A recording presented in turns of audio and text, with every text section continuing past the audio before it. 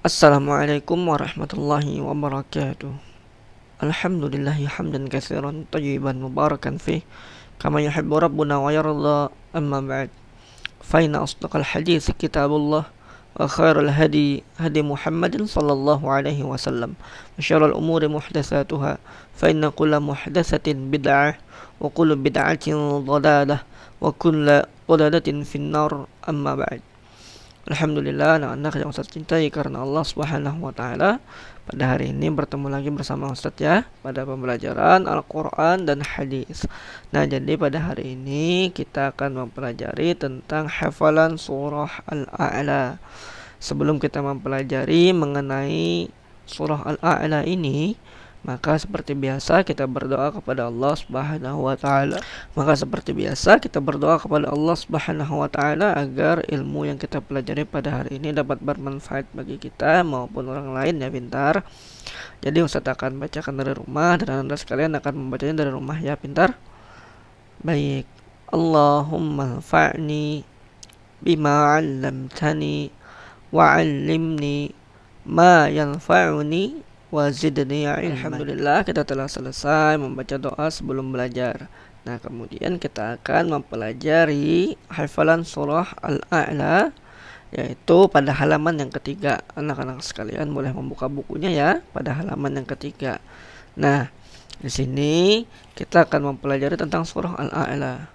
Jadi pintar ya, Al-A'la merupakan surah yang Allah Subhanahu wa taala turunkan di kota Makkah, sehingga dia disebut sebagai surah Makkiyah.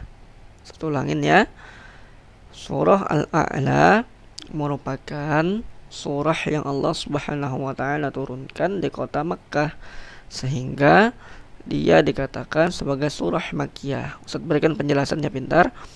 Jadi semua surah yang Allah Subhanahu wa taala turunkan di kota Makkah, maka dia disebut dengan surah Makkiyah. Kemudian semua surah yang Allah Subhanahu wa taala turunkan di kota Madinah, maka dia disebut dengan surah Madaniyah. Jelas ya? Baik.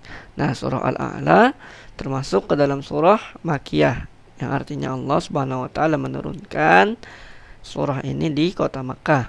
Kemudian dia merupakan surah yang ke-87.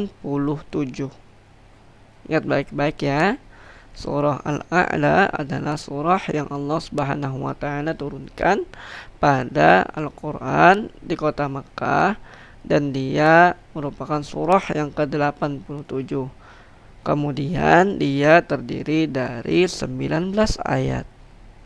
Satu langin, surah Al-A'la merupakan surah Makkiyah yang diturunkan di kota Makkah, dan ia merupakan surah yang ke-87 di dalam Al-Quran. Kemudian dia juga memiliki 19 ayat. Jelas ya pintar ya. Nah, lalu Ustadz, apa arti Al-A'la?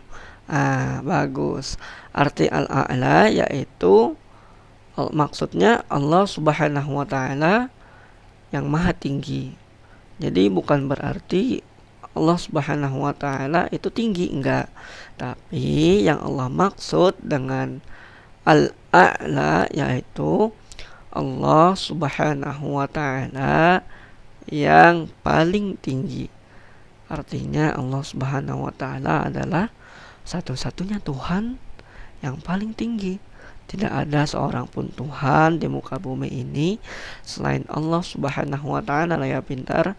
Dan Allah lah Tuhan satu-satunya yang ia disebut dengan Al-A'la, yaitu Tuhan yang paling tinggi.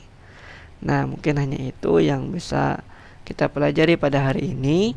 Kurang dan lebihnya Ustaz mohon maaf ya pintar. Nah, untuk tugasnya insyaallah pada hari ini tidak ada tugas dari Ustadz selain hafalan berupa video tentang materi hadis di minggu yang lalu. Namun Ustadz akan memberikan PR, yaitu hafalan surah Al-A'la pada minggu yang akan datang.